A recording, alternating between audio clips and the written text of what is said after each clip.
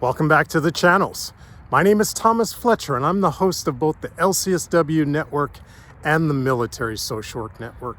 If you're new to both of my channels, please do me a favor by smashing that like button, by subscribing to the channels, and by sharing this video with your social work colleagues and friends. The purpose of both of these channels is to create a community of hope and support, where social workers can come for relevant news, information, and inspiration. Well, welcome back to Ask a Military Social Worker. We are continuing our life planning series. The title of this episode will be Life Plan 204 for college grads, the Army MSW program. Quick disclaimer before we go any further. I am not a military recruiter, nor am I a representative of the Army MSW program. This video is not being sponsored, endorsed, or promoted by the U.S. Army or by any military or governmental agencies, and the views and opinions stated in this video are mine alone. All right, well, welcome back. If you're new to my channel, I am a military social worker, currently have over 20 years of experience as a civilian social worker in the Department of Veterans Affairs, and over 12 years as a uniformed military social worker in the reserve component of the U.S. Army. So in today's episode, we are going to be talking about a life plan for college grads. And the path that we're going to talk about in this episode is attending the Army MSW program. So yes, the Army does have its own MSW program. The Army has partnered with the University of Kentucky to offer classes and to provide a degree for those who complete the program.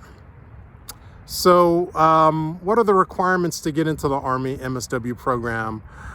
First of all, you have to be a U.S. citizen.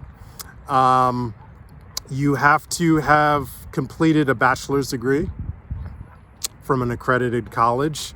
And within that degree, you have to have completed at least 18 credits of behavioral health or behavioral science, social science coursework, okay? And you also have to be willing to agree to complete a 42-month service obligation after you after you complete the Army MSW program. So I think this is a great option if you're a college graduate. And again, I've talked about this in other videos. Maybe you have a liberal arts degree, maybe you minored in psychology, or maybe you majored in psychology, and but you're looking for a graduate program, and you don't want to rack up any more college debt. You've already racked up so much college debt in your undergrad, and you're not looking to rack up any more debt for your master's degree. I think this is a great path. And then you can do, as I've talked about in previous videos, you complete the 42-month service obligation, active duty social worker. And from there, once you complete that, you have some decisions to make. Am I going to do a 20-year career, active duty, or am I going to get out and do something else? Here's my recommendation. You complete the MSW program, you do your 42 months of active duty as an Army social worker, and then you just keep going.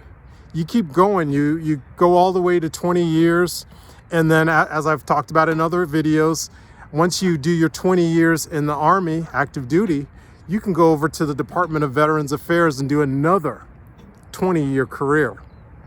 The age requirements to get into the Army MSW program is you must be between the ages of 21 to 42, okay? So, again, if you are going the traditional route, 4 years of college from, let's say 18 to 22, right? Then you could apply for the Army MSW program, do that program. That's a 14-month program. Yeah, 14-month program. I don't know why it's not 24 months, but according to the website, and I'll leave the website in the description box of this video. According to the Army's website, they describe this as a 14-month program. All right, so it's accelerated, right? And I guess they are depending. Are you coming in with, you know, those behavioral health, those social science credits that you'll probably get credited for, right? That's why they require you to have so many social science, behavioral science classes coming into the program, right? So that's how they can get you through in 14 months. And I'm going to talk about another program which kind of goes hand in hand with this Army MSW program, but I'll give that program its own video.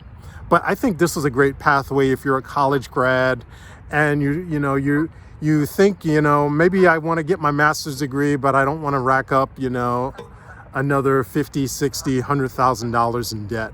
I think this is a great pathway to go.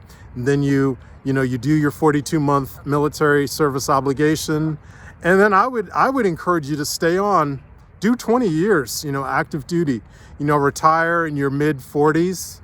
And then do 20 more years, you know, go to the VA, apply for a job at the VA, and do 20 more years at the VA, you know, go from 42 to 62, you know, and then you could retire at 62, and you've got two great government pensions. You know, you got your military pension and you got your FERS pension. Plus you've got 2 TSPs, you know, and I'm going to talk about that. I think I'm going to give that its own video as well. You know, if you do TSP as an active duty service member for 20 years, and then you're contributing to the TSP thrift savings plan for another 20 years in the VA. So when you retire, you're going to have 2 TSP 401k plans that are going to be fully funded, right? But I think I'm going to stop right here. So I want to thank you all for watching this video. For all the social workers and other licensed mental health professionals, thank you for the work that you do every day for your clients, for your agency, and for the profession. Please continue to support each other and yourselves. Bye for now.